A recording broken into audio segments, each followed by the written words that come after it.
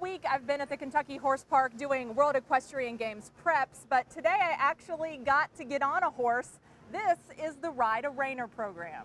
It's one of the 8 disciplines on display at this year's World Equestrian Games, and a select few can get a taste of reining through the National Reining Horse Association's Ride-A-Reiner program. Lucky for me, you even got the length right. I got in, but it's been a while since I've been in the saddle. And you're going to be our first victim for test riding a reiner. That. Just like a bike, huh? Brent Walters coached me through some of the basic reining moves, in my opinion, starting in order of importance. What we're going to do is when we stop this horse, all you're going to do is you're going to push your feet out like this and forward. And you're going to say, whoa. Okay. And he will just sit down and stop.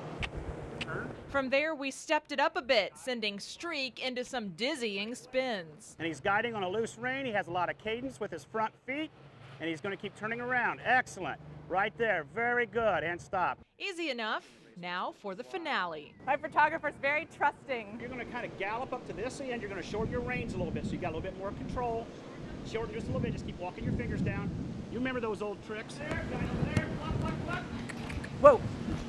Good girl, very good. I think we have our newscaster hooked here for this. I think it's really good, so very good.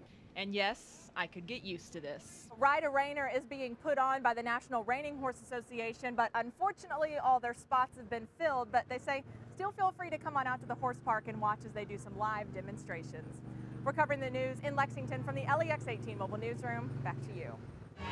There were certainly a lot of new faces at this year's Barnstable Brown Gala, but some of the crowd favorites are ones that we've grown very used to seeing. Hopefully whatever I bet on, that horse wins, and I can win a lot of money, specifically win more money than I lose, so I'm definitely looking forward to tomorrow. I've been hearing so much about it. It's a big event, and it's going to be my first time watching some horses race instead of watching it on TV, so I hope it's a big experience. Are they all here? They're here. No, they're not. Yes. They're doing the John Wall dance and all that stuff. Wow. No, you know what? It'll be great to see him. I just saw John today and DeMarcus. They're all finishing up academically, so it's good to see him. Patrick's here too. And all of this great weather made for one of the biggest crowds that we've ever seen at this party. And these fans aren't leaving here disappointed because so many celebrities took time away from the red carpet and on their way into the party to sign autographs and take pictures. A great time had by all. We're covering the news in Louisville from the LEX 18 Mobile Newsroom. Back to you. In a lot of ways, it was business as usual at Fayette District Court. But don't let the all business face fool you. They just keep secrets right and left. Because for the past few days, these ladies have been up to something. No, I didn't know this was going to happen. In March, Mary Kraft, who works in the probate division, was diagnosed with breast cancer. The sickness from the chemo that followed forced her to cancel her upcoming Hawaiian vacation. When we found out that Mary wasn't going to be able to go to Hawaii, we decided to bring Hawaii to her. So everyone, How's that?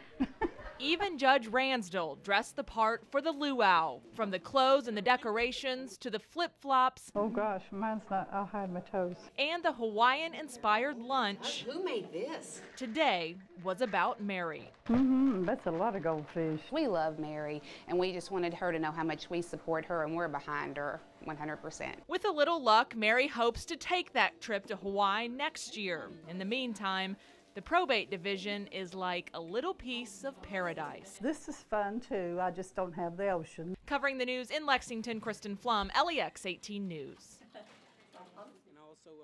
When Tim Hayden got a knock at the door late Monday night, first thing I saw was an officer. And I thought of my kids. But the Lexington police officer wasn't there to deliver bad news. He was there on behalf of a good Samaritan who wanted to give back. He said, well, I have something that belongs to you. And he held the wallet up. I'm like, where did you get that from? Because I didn't know that I lost it. Earlier that night, Hayden says he'd pulled over along Winchester Road to check on something in the back of his truck. And I'm pretty sure when I went to open the door, it fell right out then. And for hours, his livelihood, including checks from a second job he was working, just laid there. This is one of Lexington's busier intersections, so Tim was surprised anyone even saw his wallet, let alone made an effort to give it back. Everything's in that wallet, and they needed to get it back, and And that's all I was thinking of, that this gentleman needs to get his wallet back. Turns out Frank Stanton, the Klosterman Bakery transport driver from Cincinnati who found the wallet, is a lot like Tim.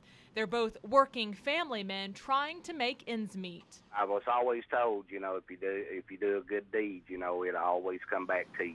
I'd put it like this. He could have easily tore my life apart. Instead, he's got a friend for life and his peace of mind. Today, yes, I do. Thanks to Frank, I do have my wallet. Back where it belongs. Thank you very much. Covering the news in Lexington, Kristen Flum, LEX 18 News. Just last month, a committee unanimously denied renaming Hilo Street to Derman Drive. You can see it's the short stretch of road that runs right next to Central Sector Roll Call. But today, in a 4-to-1 vote, it moved through. The proposal came from friends and the wife of Officer Brian Derman, who was killed in the line of duty in April. They picked Hilo Street because Brian drove it every day to get to work. The committee says the proposal met all of the criteria to have the name changed. 4 members voted in favor of the change. 1 was on the fence. The only committee member opposed was a Lexington fire captain who explained his stance. You know, somebody's grandmother who, you know, may have been famous for whatever reason, or, you know, they may want to try to name the street after her. So we were not going to get into naming streets because of that reason. So I would really, you know, the great sympathy go out to the Derman family, but I would vote against renaming the street after him or any other officer. So why the change of heart? Coming up at the top of our next half hour, we'll tell you why those 4 committee members approved the name change. We're covering the news in Lexington from the LEX 18 Mobile Newsroom. Back to you.